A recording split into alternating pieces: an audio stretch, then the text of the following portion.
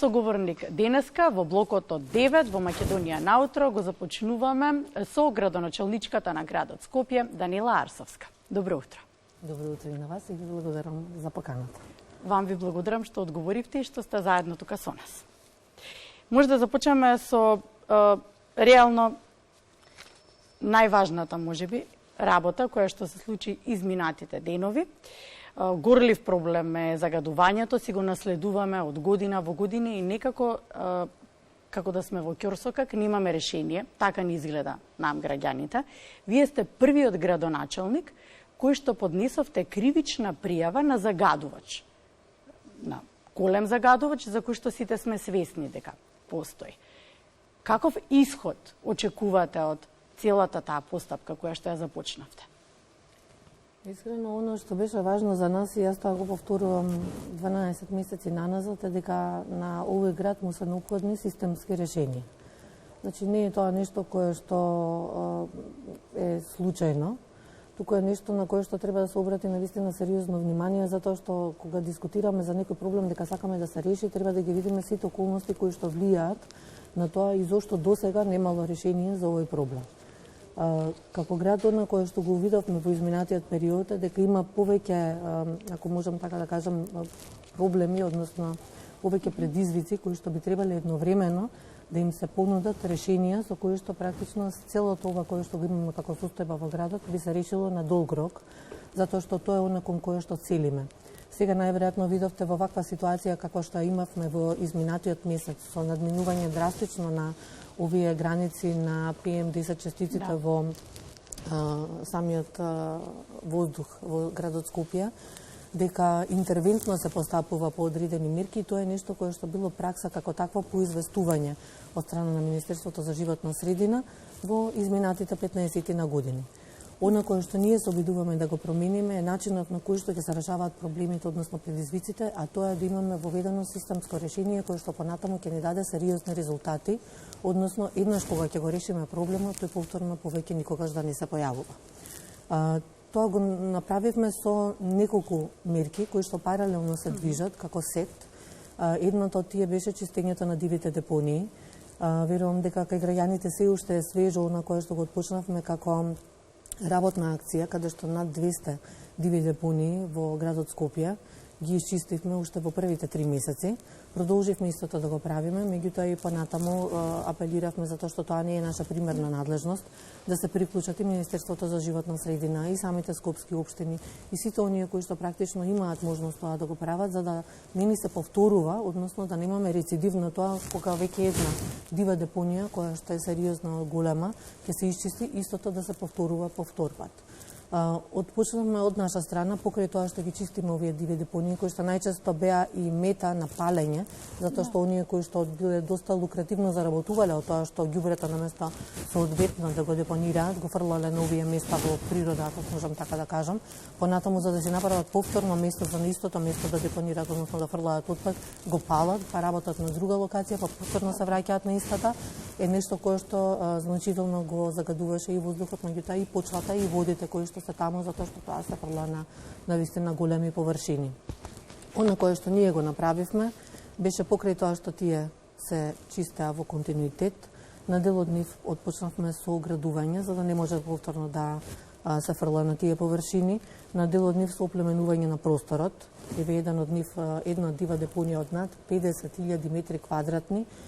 Сега во овој момент веќе ги завршуваме контурите на првиот мегапарк во градот Скопје, односно на над 35.000 метри квадратни имаме мегапарк во населеното место Даме Груе во општината Ѓорче Петров, што е нешто кое што е фантастично и еден од првиот мегапарк кој што ќе биде дел од оној сет на 5 мегапаркови кои што ќе се имплементираат во градот Скопје во следните 3 години, што е нешто на кое што навистина сме среќни, сме задоволни, сме радосни што се имплементира и што како такво ќе имаме можност во овој нареден период да како мерка за обезбедување, односно нешто кое што ќе имаме можност да видиме дека се реализира, да допринесе за подобрување на ситуацијата која што имаме во животната средина.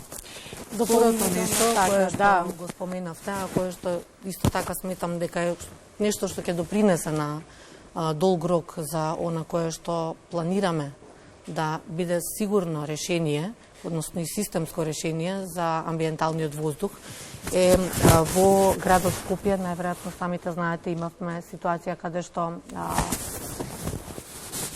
имаше повеќе загадувачи, кои што ние ги имавме детектирано како такви, и отпочнавме со една акција на нивно мерење, односно отпочнавме со акција на тоа едновремено и да ги детектираме за да можеме практично да извршиме мерења кај овие загадувачи. Меѓу најважните информации кои што граѓаните сакаат да ја слушнат, дека се знае, лоцирани се и се знае. И се работи. До сега ова никогаш не било направено. Она кое што го затекнавме во градот Скопје е дека во моментот практично кога го отпочнавме овој мандат, само 20 на правни лица има интегрирани еколошки дозволи. Во 2022 година уште 10 правни лица се имаат лиценцирано, односно имаат добиено еколошки дозволи, што дојдовме до бројката 30, меѓутоа со оглед на тоа дека беше многу чудно како согласно дејностите кои што овие компании ги извршуваат, овој регистар има толку многу мала бројка. Отпочнавме со практично едно системско детектирање на кои се сите овие правни лица кои би требало да бидат вклучени во системот на мониторинг, следење и контрола за тоа дали се или не се загадувачи. Од таму, тимот кој што работеше во изминатите 5 месеци детектираше листа на потенцијални загадувачи од над 1000 правни лица, кои практично согласно дејноста која што извршуваат би требало да влезат во системот за да може да бидат мониторирани, следени и контролирани.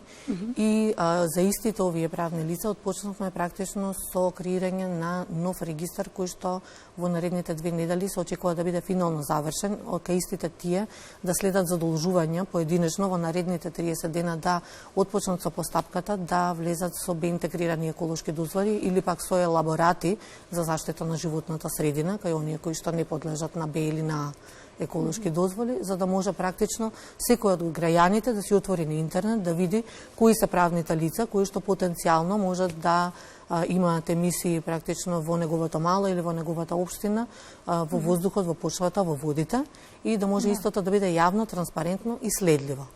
Овој пример последен со Усие е нешто кое што сметам дека имало доста време да се прилагоди.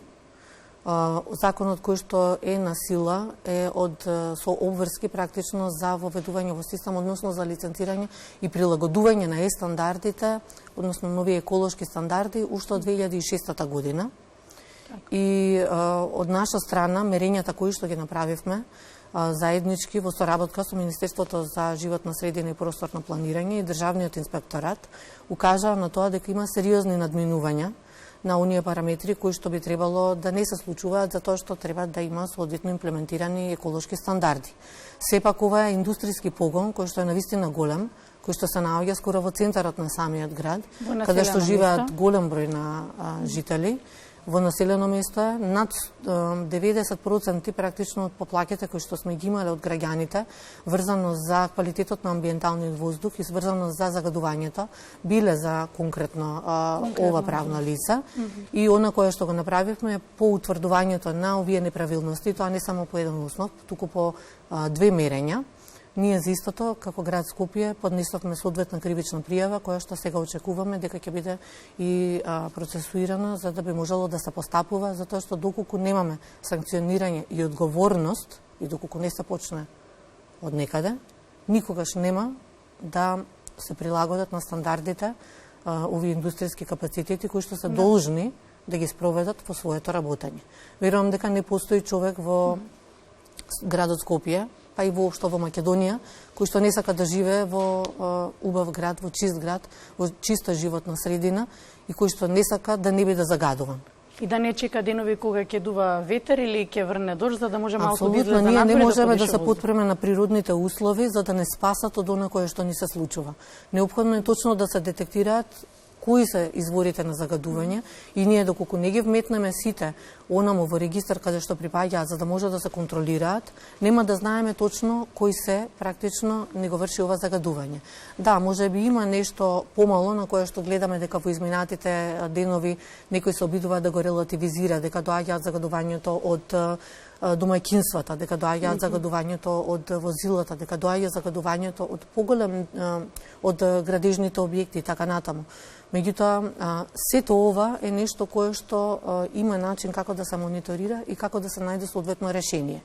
Градот Скопје, верувам дека и другите општини низ Македонија Вие ги задолживте вчера општините со нова мерка со која што верувате дека ќе придонесе токму во намалување на загадувањето. Тоа е една од сет мерки кои што ги планирате? Таа мерка е една од мерките која што дојде практично на предлог на Зелен хуман град, од аспект на тоа да секоја од општините во кои што градот Скопје не припаѓа, затоа што ние како такви немаме градежна инспекција, немаме градежен инспекторат и немаме ингеренции практично при издавањето на градежните дозволи. Градот Скопје затоа со таа цел им препорача на скопските општини, оние кои што имаат практично ингеренции во издавање на градежните дозволи, да успеат со одлуки на своите совети, онаму каде што не се веќе истите донесени, да се задолжат сите инвеститори кои што би сакале понатамо да вршат или нова градба или пак оние кои што треба да се прилагодат, да си предвидат во своите објекти покрај соодветните паркинг места за автомобилите, да имаат и паркинг места за велосипедите како би се стимулирал велосипедскиот превоз. Воедно отпочнавме со, ако можам така да кажам, изградба на велосипедски паркиралишта и паркинг места кај сите објекти кои што се во надлежност на градот Скопје. Отпочнавме практично за стимулација на младите и со имплементација, односно на паркиралишта за велосипеди и во 23-те средни училишта, кои што се градски средни училишта под надлежност на градот Скопје. Истото го препорачуваме секаде онаму каде што има ентузијасти кои што сакаат да го користат велосипедот како превозно средство. Меѓутоа, ова е само еден мал сегмент од она кое што сакаме да го направиме, а најважното пред се е да се избориме со големите загадувачи. Значи, тие се примарните извори кои што практично, како индустријски капацитети, кои што можеби по својата природа не би требало да се наоѓаат во населено место, се нешто кое што треба да се исконтролира и кое што треба да се прилагоди на еколошки стандарди. Во ниту еден случај домаќинствата, кои што и досега се загревале на дрва, не може да се таков загадувач како што е еден голем индустријски капацитет кој што работи 365 дена, 7 дена во неделата, 24 часа секој ден со такви оџаци и со таков степен практично на испуст во воздухот на PM10 или 2,5 честици. Ќе очекуваме каков исход ќе има целиот процес оглед на тоа дека вие верувате дека докрај ќе биде завршен процесот, малку кај граѓаните има недоверба, но ќе го следиме. Би сакала на една друга тема. Недовербата и скептичноста произлегува од 30 годишно искуство. И верувам дека затоа во овој случај тие треба силно да го поддржат ова кое што се отпочнува, да се продолжи со истото темпо, барем ако ништо друго, сите да знаат дека доколку бидат фатани дека прават нешто кое што ги надминува овие параметри на нешто што е нормално, дека ќе бидат соодветно санкционирани. Јас гледам дека постои некаков некаков мит на неказнивост, на тоа дека се може да се плати, дека се може да се купи, дека нема да има реперкусии. Тоа мора да се разбие, мора да знаат дека за сите оние кои што нема да се прилагодат на овие еколошки стандарди, да не трујат повеќе, затоа што сите тука живееме. На сите децата не живеат тука во овој град. Дека за истиот ќе си има реперкусии соодветни и дека нема да му се дозволи да продолжи понатаму. На крајот од краиштата не сме должни за нечии профити сите да трпиме и да имаме последици, реперкусии по нашето здравје. Над 3000 лица годишно се смета според оние статистички податоци кои што ги добиваме дека нивната смртност е предизвикана од рамки на ова загадување и не смееме да го дозволиме истото. Градоначалничке, на друга тема многу значајна, а тоа е градскиот превоз.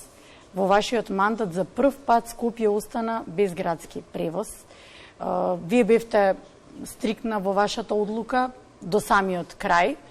Се повлекоа блокадите, некако како да нема разврска целиот случај. Што се случуваше изминатите денови кога имаше блокади од приватните превозници? Ви објавивте 2 огласи, 2 огласи пропадна, никој не се пријави. Што се случува на оваа тема?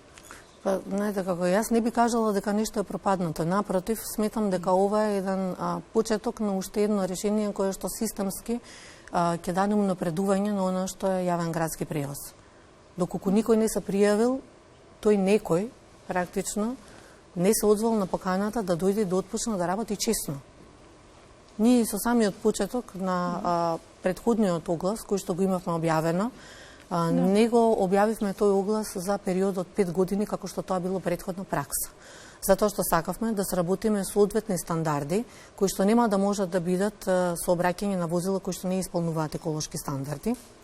И тоа е нешто кое што е една од овие сет мерки за намалување на загадувањето. Доколку имате вие возила во прометот кои што секојдневно го вршат овој јавен градски превоз, кои што се стари по 20 или 30 на години, кои што не ги исполнуваат стандардите кои што сега се вообичаени за поновите возила, вие повторно имате проблем од некој кој што континуирано во текот на целиот ден практично врши испуст во атмосферата на овие загадувачки честици. Она кое што беше нашата цел, а тоа е да ги прилагодиме овие стандарди, самите видовте дека најде на вистина големо негодување.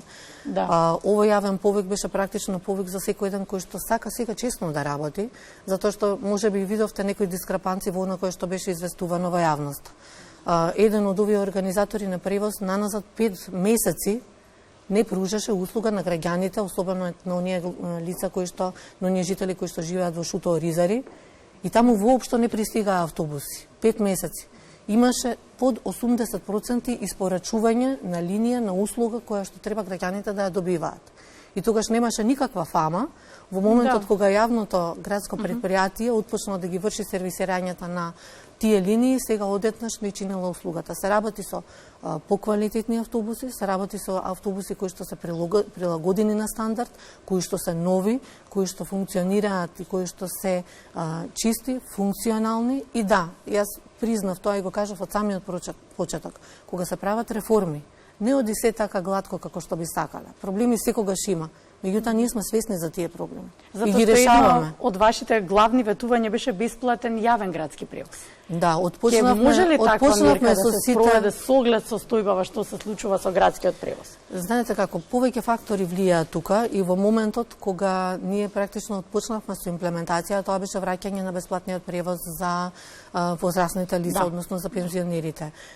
Понатаму имаме бесплатен градски превоз за студентите, за средношколците и така натаму. Оваа година и минатата година практично за прв пат без никаква поддршка од ниту една друга институција, односно конкретно од Министерството за образование и владата, оваа услуга беше доделувана бесплатно на оваа категорија на млади граѓани. Практично студентите ги субвенционираше за она кое што е бесплатен превоз градот Скопје. За прв пат ова се случува во постоењето практично на ова градско јавно предпријатие.